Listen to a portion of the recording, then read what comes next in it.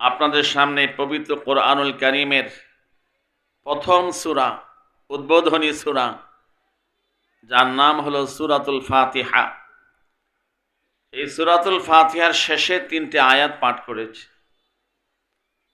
এই সূরাটি আমাদের কম বেশি সবার মুখস্থ থাকার কথা, ঠিক কিনা? সবার মুখস্থ আছে তো? আলহামদুলিল্লাহ। এই সূরাতুল ফাতিহার এই শেষ 3টে আয়াতের আলোকে কিছু কথা আরজ করব। আল্লাহ তাআলা আমাদেরকে বুঝবার, আমল করবার তৌফিক দান করুন, সকলে বলি আমিন। সূরাতুল ফাতিহা পবিত্র কোরআনের প্রথম সূরা। এই সূরা অত্যন্ত তাৎপর্যময়, সংক্ষিপ্ত, তবে টোটাল ইসলাম এবং দিন ধর্ম শরীয়তের সার নির্যাস এই সূরার মধ্যে আছে। বলুন আলহামদুলিল্লাহ। সূরার শুরু 3টি আয়াতের মধ্যে আল্লাহ রাব্বুল আলামিন তার সত্তার পরিচয় এবং তার গুণাবলীর বিবরণ দিয়েছেন।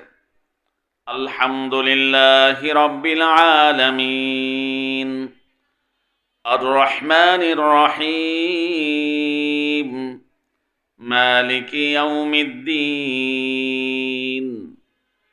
এই প্রথম 3 আয়াত কি সম্পর্কে? আল্লাহর পরিচয়, আল্লাহর মারিফাত, তার গুণাবলী বিবরণ সম্পর্কে। এরপর 2টি আয়াত, এই 2টি আয়াত হলো মানুষের তরফ থেকে আল্লাহর কাছে 2টি অঙ্গীকার, 2টি ঘোষণা। ইয়্যাকা না'বুদু ওয়া ইয়্যাকা নাস্তাঈন।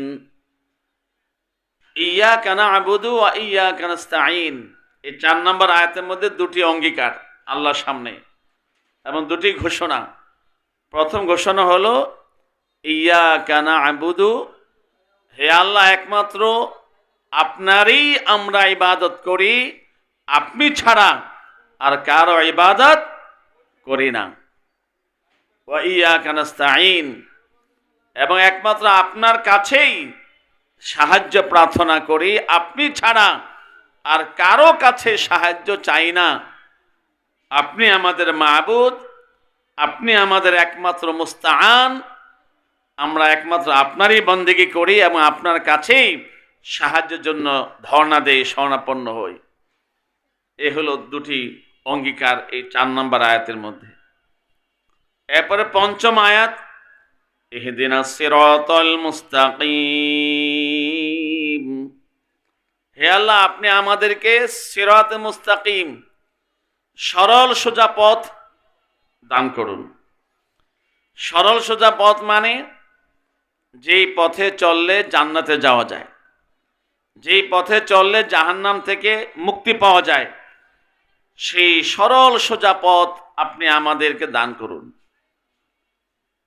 এরপরে 6 নম্বর আয়াত, এই আয়াতের মধ্যে আল্লাহ বলেছেন সিরাতাল্লাযীনা আন'আমতা আলাইহিম, অর্থাৎ বান্দা তুমি যে আমার কাছে সরল সোজা জান্নাতের পথ চেয়েছো, জাহান্নাম থেকে মুক্তির পথ চেয়েছো, সেই সিরাতে মুস্তাকিমের ঠিকানা, সেই সিরাতে মুস্তাকিমের পরিচয়, সেই সিরাতে মুস্তাকিমের সন্ধান আল্লাহ তাআলা এই 6 নম্বর আয়াতের মধ্যে দিয়েছেন। সেই সিরাতে মুস্তাকিম হলো আল্লাযীনা আন'আমতা আলাইহিম, তোমার অতীতে যারা হেদায়েত প্রাপ্ত ছিল তাদের পথ হলো সিরাতে মুস্তাকিম, সোজা পথ, যে পথ অনুসরণ করলে তুমি জান্নাতে যেতে পারবে, যে পথ অনুসরণ করলে তুমি জাহান্নাম থেকে মুক্তি পাবে। বলুন সুবহানাল্লাহ। সেই তোমার পূর্বে কারা এই হেদায়েত পেয়েছিল? উলাইকাল্লাযীনা আন'আমাল্লাহু আলাইহিম মিনান নাবিয়্যিনা ওয়াস-সিদ্দীকিনা ওয়াশ-শুহাদা'i ওয়াস-সালিহিন ওয়া হাসুনা উলাইকা রফিকা। তোমার পূর্বে যারা হেদায়েত পেয়ে ধন্য হয়েছেন তারা হলেন 1 নম্বরে নবী রাসূলগণ, 2 নম্বরে সিদ্দিকগণ, 3 নম্বরে শহীদগণ, 4 নম্বরে সালেহিনগণ। এই 4 শ্রেণী, এই 4 মর্যাদার যারা হেদায়েত প্রাপ্ত আছে তাদের পথই হলো সিরাতে মুস্তাকিম। তাদের পথ যদি তুমি অনুসরণ করো তাহলে তুমি সোজা জান্নাতে চলে যাবে এবং তুমি সহজেই জাহান্নাম থেকে মুক্তি পেয়ে যাবে। সুবহানাল্লাহ। এরপরে 7 নম্বর আয়াত, যেটা সূরাতুল ফাতিহার সর্বশেষ আয়াত। এই সূরার মধ্যে মোট 7টি আয়াত আল্লাহ নাজিল করেছেন। 7ম আয়াত যেটা শেষ আয়াত, সেটা হলো গায়রিল মাগদুবি আলাইহিম ওয়ালাদ-দাল্লিন। এটা আল্লাহর তরফ থেকে একটি ঘোষণা, আবার বান্দার তরফ থেকেও একটি অঙ্গীকার। সেটা হলো সিরাতে মুস্তাকিম যদি পেতে চাও, সোজা জান্নাতের পথ যদি পেতে চাও, জাহান্নামের থেকে যদি মুক্তির পথ পেতে চাও, তাহলে তোমাকে ওই সমস্ত মানুষের পথ এড়িয়ে চলতে হবে, ওই সমস্ত মানুষের পথ বর্জন করতে হবে, ওই সমস্ত মানুষের পথকে পরিহার করতে হবে যাদের উপরে আল্লাহর গজব, আল্লাহর ক্রোধ, আল্লাহ অভিসম্পাত বর্ষিত হয়েছে, ওলা দাল্লিন। এবং তোমাকে ওই সমস্ত মানুষের পথও পরিহার করতে হবে যারা পথ হারিয়ে ফেলেছে, যারা সত্য সঠিক পথ থেকে বিচ্যুত হয়ে ভ্রষ্টতায় পতিত হয়েছে, তাদের পথকে তোমাকে পরিহার করতে হবে।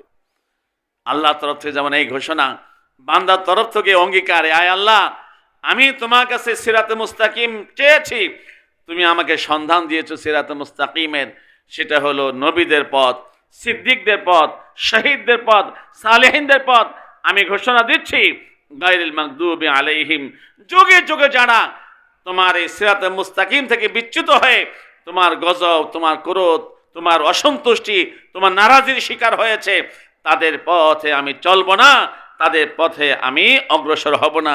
ওলা দাল্লিন, এবং যারা তোমার হেদায়েতের পথ থেকে বিচ্যুত হয়ে পথ হারিয়েছে, সেই পথ হারাদের পথেও আমি চলব না, সেই পথেও আমি যাব না। মুহতারাম হাজিরিন, এ হলো সূরাতুল ফাতিহার সারসংক্ষেপ। সর্বশেষ এই 3টি আয়াতের উপরে আমি কিছু আলোচনা করব বলেছি। এই সূরা ফাতিহার এই যে সর্বশেষ আয়াত, একটি শব্দ হলো মাগজুবি আলাইহিম, আরেকটা হলো দাল্লিন। এই মাগজুবি আলাইহিম কারা? আল্লাহ রাসূলের তরফ থেকে সাহাবায়ে কেরামের তাফসীর বর্ণনা করেছেন। সব তাফসীরের মধ্যে আছে, তাফসীর ইবনে কাসীরের মধ্যে আছে যে মাগজুবি আলাইহিম হচ্ছে ইহুদি সম্প্রদায়, আর দাল্লিন হলো খ্রিস্টান, নাসারা এবং অন্যান্য ধর্মাবলম্বী হিন্দু, বৌদ্ধ, খ্রিস্টান, এরা হচ্ছে দাল্লিনের অন্তর্ভুক্ত। এক কথায় মাগজুবি আলাইহিম এবং দাল্লিনের দ্বারা উদ্দেশ্য হলো ইসলাম এর বাইরে যত ধর্ম আছে, ইসলামের বাইরে যত রকমের প্রচলিত ধর্ম আছে, এই ধর্মানুসারী যারা, এরা সব হচ্ছে মাগজুবি আলাইহিম এবং দাল্লিনের অন্তর্ভুক্ত। আমি আপনি সবাই কিন্তু প্রতিদিন নামাজের মধ্যে আল্লাহ তাআলার দরবারে অঙ্গীকার ব্যক্ত করি যে গায়রিল মাগজুবি আলাইহিম ওয়ালাদ দাল্লিন, আয় আল্লাহ, আমি ইহুদিদের পথ অনুসরণ করব না, খ্রিস্টানদের পথ আমি অনুসরণ করব না, তাদের পথকে আমি পরিহার করে চলব। কথা ঠিক কিনা? একজন মুসলমান যখন নামাজ পড়ে, নামাজ পড়তে হলে তাকে সূরা ফাতিহা পড়তে হয় কি হয় না? পড়তে হয়, মানে আবশ্যিক পড়তেই হবে। সূরা ফাতিহা ছাড়া ইমাম বুখারী রহমতুল্লাহি আলাইহি তার সহিহ বুখারীর কিতাবুল সালাতের মধ্যে, নামাজের অধ্যায়ের মধ্যে সাহাবী উবাদা ইবনে সামিত রাদিয়াল্লাহু তাআলা আনহু হাদিস বর্ণনা করেছেন। উবাদা ইবনে সামিত রাদিয়াল্লাহু তাআলা আনহু বলেন, লা সালাতা লিমান লাম ইয়াকরা বিফাতিহাতিল কিতাব, যে নামাজ পড়লো তাকে অবশ্যই সূরা ফাতিহা পাঠ করতে হবে, অন্যথায় লা সালাতা, তার নামাজ হবে না। তো নামাজি 3 রকমের হয়ে থাকে। কয় রকমের? 3 রকমের। 1 নম্বর নামাজি হলো যে একাকী নামাজ পড়ে। দ্বিতীয় হলো ইমাম, যে কয়েকজনকে নিয়ে নামাজ পড়ায়, যিনি নেতৃত্ব দেয় নামাজের মধ্যে। 3 নম্বর হচ্ছে মুক্তাদি, যিনি ইমামের পিছনে ইমামকে অনুসরণ করার ঘোষণা দিয়ে ইমামকে অনুসরণ করেন। ইক্তাদাইতু বিহাদাল ইমাম, আমি ইমামকে অনুসরণ করছি। তো নামাজি কয় প্রকার? 3 প্রকার।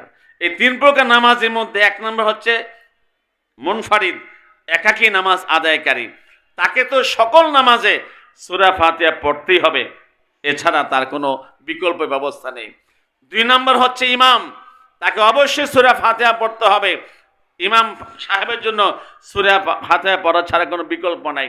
3 নম্বর হচ্ছেন মুক্তাদি, যিনি ইক্তাদাইতু বিহাদাল ইমাম বলে ইমামের অনুসরণ করছেন। আল্লাহ রাসূল বলেন ইন্নামা জুইলাল ইমামু লিউতাম্মা বি। সহিহ বুখারী শরীফের কিতাবুল সালাতের মধ্যে এই হাদিস এসেছে। রাসূল বলেন ইমামকে এই জন্য ইমাম বানানো হয়েছে যে তাকে অনুসরণ করা হবে। কিভাবে অনুসরণ হবে তার ব্যাখ্যা রাসূল দিচ্ছেন, ইজা কাব্বারা ফাকাব্বিরু, ইমাম যখন তাকবীর তাহরিমা বলবে আল্লাহু আকবার, তোমরা আল্লাহু আকবার বলো। ওয়া ইজা রাকা ফারকাউ, ইমামের সঙ্গে রুকুতে যাও। ওয়া ইজা সাজাদা ফাসজুদু, ইমামের সঙ্গে সিজদা যাও।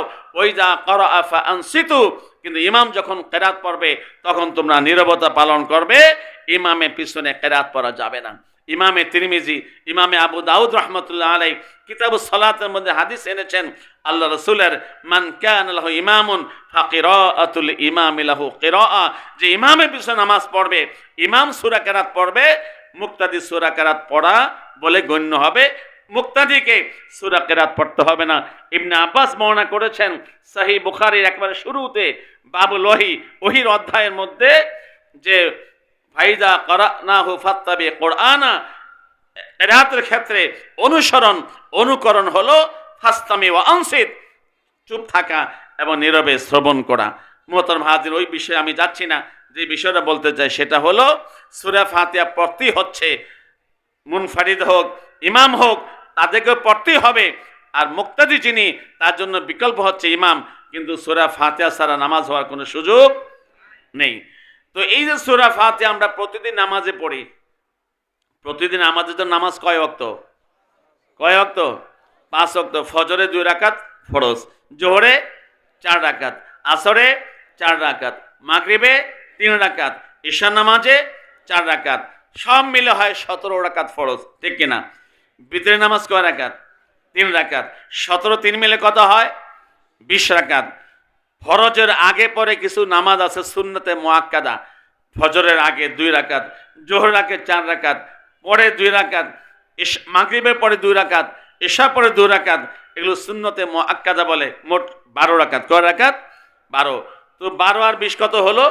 32। এরপরে আসরের আগে 4 রাকাত সুন্নত পড়ার উৎসাহ দেওয়া আছে, পড়লে ভালো, বাকি সুন্নতে মুআক্কাদা নয়। ঈশার আগে 4 রাকাত পড়ার উৎসাহ দেওয়া আছে, পড়লে ভালো, তবে সুন্নতে মুআক্কাদা নয়। 4 4 কত হয়? 8 হয়। তো 8 আর 32 কত হয়? 40। সাধারণভাবে আমাদের যারা মুসল্লিয়ানে কেরাম আছেন তারা সাধারণত প্রতিনিয়ত এই 40 বার কম করে হলো 32 রাকাত নামাজ আদায় করে থাকে, কথা ঠিক কিনা? তাহলে 32টি রাকাত নামাজে 32 বার প্রত্যেক মুসল্লি এই সূরা ফাতিহা পড়ে কি পড়ে না? শোনে কি শোনে না? হয় পড়ে, না হয় শোনে, কথা ঠিক কিনা বলুন? হয় ইমাম পড়ে, না হয় সে পড়ে, কিন্তু পড়তেই হয়। সূরা ফাতিহা ছাড়া কোনোদিন নামাজ পড়ার সুযোগ নেই। তাহলে আল্লাহ তাআলার কাছে নামাজে দাঁড়িয়ে, নামাজ আমরা কোথায় দাঁড়াই? মসজিদে। ঘরে পড়লে কোথায় দাঁড়াই? জায়নামাজের উপরে। তাহলে পৃথিবীর সবচেয়ে শ্রেষ্ঠতম জায়গা মসজিদ, সেই মসজিদে নামাজে দাঁড়িয়ে, কিংবা আমার ঘরে সবচেয়ে শ্রেষ্ঠতম জায়গা জায়নামাজ, সেই জায়নামাজে দাঁড়িয়ে আল্লাহর সামনে আমরা কিন্তু প্রত্যেকেই এই ঘোষণাটা দেই, ইহদিনাস সিরাতাল মুস্তাকিম সিরাতাল্লাযীনা আন'আমতা আলাইহিম গায়রিল মাগদুবি আলাইহিম ওয়ালাদ-দাল্লিন।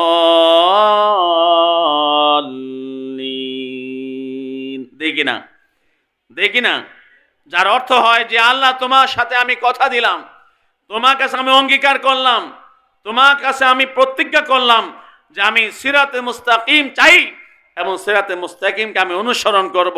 এবং সিরাতে মুস্তাকিমকে অনুসরণ করতে গিয়ে সিরাতে মুস্তাকিমের বাইরে যারা আছে, ইহুদি, নাসারা, হিন্দু, বৌদ্ধ, খ্রিস্টান, বিজাতি, বিধর্মী, তাদের কোনো কালচার, তাদের কোনো সভ্যতা, সংস্কৃতি, তাদের কোনো আচার অনুষ্ঠান আমি অনুসরণ করব না, তাদের পথে আমি পথ চলব না।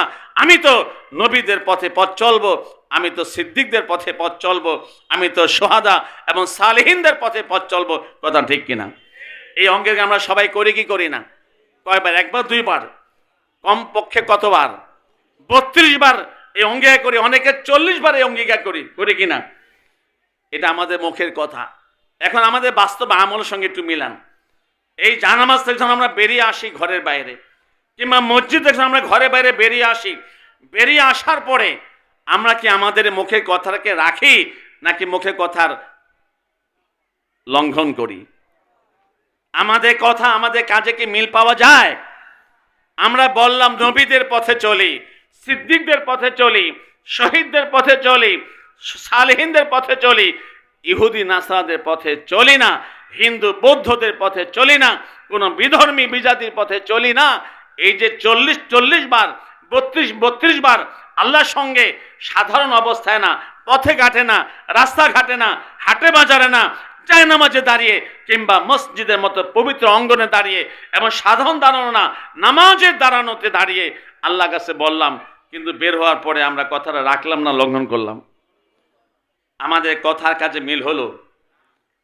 আমাদের পোশাক, আমাদের চালচলন, আমাদের বেশভূষা, আমাদের আচার আচরণ, আমাদের কায় কারবার, আমাদের ব্যবসা বাণিজ্য, আমাদের সব রকমের ব্যক্তি, পরিবার, সমাজ, দেশ, রাষ্ট্র, সব কিছুর মধ্যে যা বলছি তার অন্যথা করছি, যা করছি তার অন্যথা বলছি। কথা ঠিক কিনা বলুন?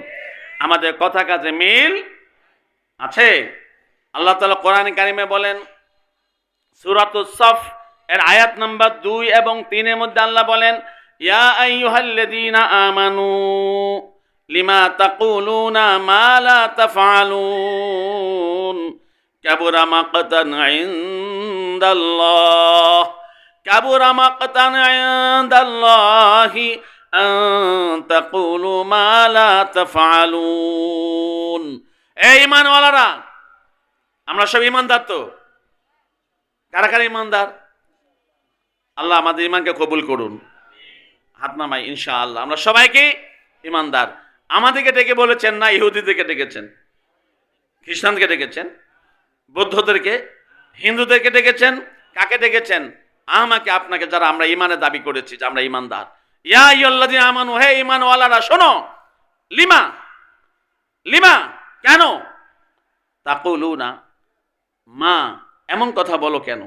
লা তাফআলুন, যেটা তোমরা করো না। তোমার কথায় আর কর্মে মিল কেন, অমিল কেন? তোমার কথায় আর কর্মে অমিল কেন? আল্লাহ তাআলা প্রশ্ন তুলেছেন, লিমা তাকুলুনা মা লা তাফআলুন, যা বলছো তা করছো না, যা করছো তা তোমার বলা না। কথা ঠিক কিনা? এরপরে 3 নম্বর আয়াতে কি বলেছেন জানেন? আর কঠিন হুঁশিয়ারি দিয়েছেন, কাবুরা মাকতান ইনদাল্লাহ, আল্লাহর কাছে সবচেয়ে বেশি রাগ, গুসা, ক্রোধ উদ্রেক করে, আল্লাহর নিকটে সবচেয়ে বেশি ঘৃণার, সবচেয়ে বেশি অপছন্দের এবং কঠিনভাবে আল্লাহ রাগ আর গুসাকে উস্কে দেয়, আল্লাহ রাগ আর গুসাকে উদ্রেক করে যে আচরণটা, সেটা হচ্ছে আনতাকুলু মা লা তাফআলুন, তোমাদের কথা আর কর্মের অমিল। এটা আল্লাহকে সবচেয়ে বেশি রাগান্বিত করে, সবচেয়ে বেশি আল্লাহ ক্রোধকে উদ্রেক করে। বলেন নাউজুবিল্লাহ। আমাদের কথা কর্মে মিল আছে না অমিল আছে? আচ্ছা, কথা কর্মে যদি কারো অমিল থাকে তাকে আমরা কি বলি? কথা কয় না, জোরে বলেন, সবাই বুঝে আসে নাই। কথা কর্ম অমিলকে আমরা কি বলি? এটাকে আমরা বলি না কোরআন বলেছে? কোরআন বলেছে, হাদিস বলেছে, রাসূল বলেছেন। সহিহ বুখারী শরীফ কিতাবুল ঈমানের মধ্যে হাদিস এসেছে, আল্লাহ রাসূল বলেছেন, আরবাউন মা কুন্না ফীহি কানা মুনাফিকান খালিসা। 4টা চরিত্র যদি কার মধ্যে থাকে, কয়টা? 4টা, তাহলে সে নিখুঁত, নির্ভেজাল, মানে কোন রকমের সন্দেহ নাই, একবার নির্ভেজাল সে মুনাফিক। বলেন নাউজুবিল্লাহ। কটা চরিত্র? 4টা। 1 নম্বর, ইজা হাদ্দাসা কাযাবা, কথা বলতে গেলে কথার ফাঁকে ফাঁকে মিথ্যা বলে। কি বলে? মিথ্যা কথা ছাড়তে পারে না, কথা বললে মিথ্যা বলে। 3টা কথা বললে এর মধ্যে 1টা মিথ্যা, 5টা কথা বললে 2টা মিথ্যা, 10টা বললে এর মধ্যে 5টাই মিথ্যা। এমন লোক আসেনি? আমাদের এই সমস্ত স্বভাব আসেনি? তওবা করতে রাজি আছি ইনশাআল্লাহ। আয় আল্লাহ, আপনি আমাদেরকে মাফ করে দাও, আমরা যত মিথ্যা বলেছি জীবনে সব মাফ করে দাও। 1 নাম্বার হচ্ছে কথা বললে কি বলে? মিথ্যা বলে। নাম্বার 2, ওয়াইদা ওয়াআদা আখলাফা, ওয়াফি রিওয়ায়াতিন ওয়াইদা আহিদা গাদার, যখন কাউকে কথা দেয়, যখন কারোর সঙ্গে কোনো অঙ্গীকার করে, কারোর সঙ্গে কোনো প্রতিজ্ঞা করে, কারোর সঙ্গে কোনো চুক্তিতে যায়, কারোর সঙ্গে কোনো বন্ধনে যায়, যাওয়ার পরে সেই কথা আর রাখে না, সেই কথাকে লঙ্ঘন করে, সেই ওয়াদাকে ভঙ্গ করে, এমন চরিত্র আমাদের মধ্যে আছে কি নাই? নাম্বার 3, রাসূল বলেন ওয়াইদা তুমি না খানা, যদি কারো আমানত রাখে তাহলে পরক্ষণে সেই আমানতের খেয়ানত করে, সে আমানতকে অস্বীকার করে, আমানতকে দিতে গরিমসি করে, আমানতকে দেয় না, আমানতকে মেরে দেয়। বলে নাউজুবিল্লাহ।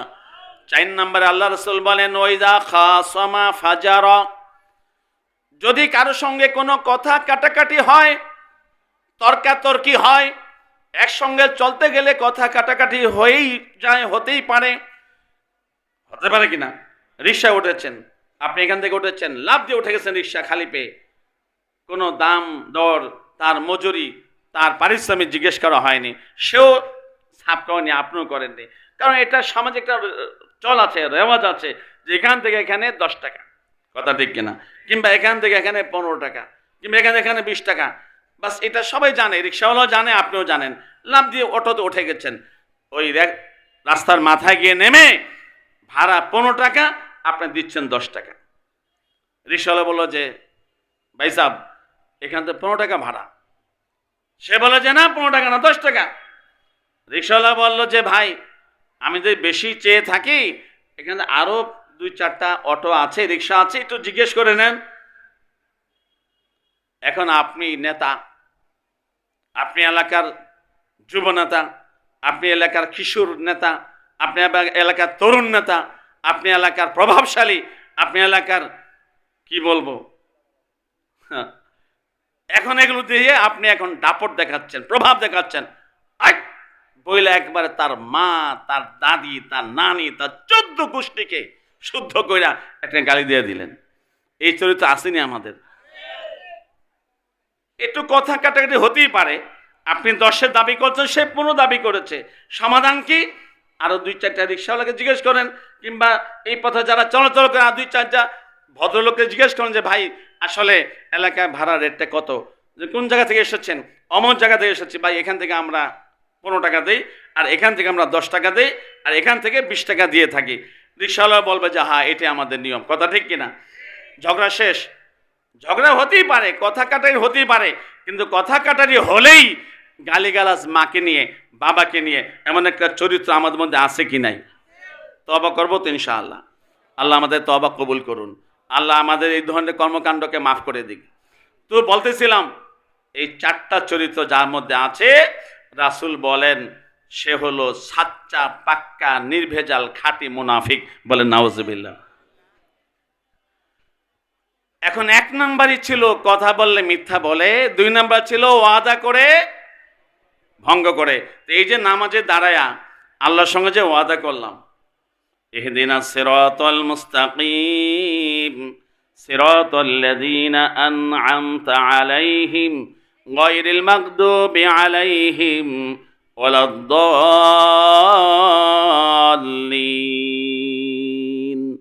এই যে অঙ্গীকার করলাম কি করলাম নি, এখন নামাজ থেকে বের হয়ে এসে, জায়নামাজ থেকে উঠে এসে আমি যে কায়কারবারটা করি, সেই কায়কারবারটা যদি সেই নবী, রাসূল, সিদ্দিক, শহীদ, সোহাদা, সালেহীন তাদের পথে, তাদের মতে হয়, তাহলে আমি কথা দিয়ে কথা রেখেছি, কথা ঠিক কিনা? আর যদি সেটা হয় কোনো বিজাতীয় বিধর্মীয়দের সভ্যতা সংস্কৃতি, তাদের কৃষ্টি কালচারে, তাদের নিয়ম কানুনে, তাদের প্রথা রেওয়াজে, তাহলে কি আমি কথা দিয়ে কথা রেখেছি না কথা লঙ্ঘন করেছি? কি বলেন? কথা দিয়ে কথা রেখেছি না কথা লঙ্ঘন করেছি? তো কথা লঙ্ঘন করাটা কিসের পরিচয়? কিসের পরিচয়? মুনাফিকি পরিচয়। কথায় কাজে অমিল, মুনাফিকি পরিচয়। আর এই মুনাফিকি, এটা আল্লাহ সবচেয়ে বেশি গোসা, সবচেয়ে বেশি ক্রোধ, যে ক্রোধের বহিঃপ্রকাশ আমরা প্রতিনিয়ত দেখছি। আমাদের বিপদ, আমাদের বিপর্যয় আমাদের বিধ্বস্ত অবস্থা, আমাদের অবনতি, অবক্ষয় দিন যত যাচ্ছে ততই বাড়ছে, কমছে না। কথা ঠিক কিনা বলেন? কারণ আমরা আমাদের কর্ম দিয়ে, আমাদের আচরণ দিয়ে আল্লাহকে প্রতিনিয়ত ক্রোধান্বিত করছি, প্রতিনিয়ত আমরা আল্লাহকে নারাজ করছি, অসন্তুষ্ট করছি। কথা ঠিক কিনা?